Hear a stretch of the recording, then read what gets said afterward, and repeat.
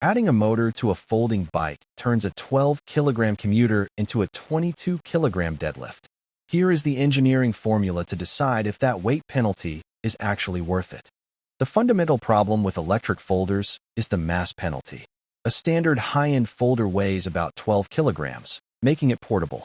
An entry-level electric version often hits 22 kilograms, increasing the static load on your spine by 83% when lifting it onto a train. This weight also destroys the bike's center of mass.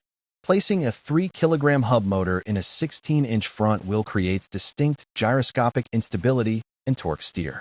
Mid-drive systems solve this balance issue, but often increase the cost by 40% due to frame complexity. To mitigate weight, you must calculate your exact energy requirements rather than buying max range. For a flat urban commute, you consume roughly 8 to 10 watt-hours per kilometer. A massive 500 watt-hour battery is engineering overkill that adds 3 kilograms of dead weight you don't need.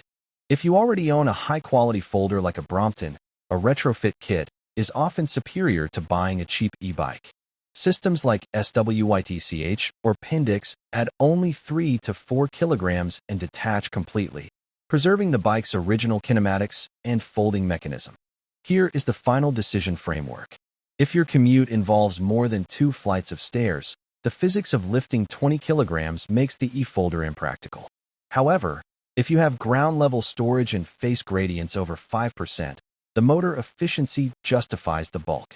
Choose the motor for the hills, but respect the weight for the stairs.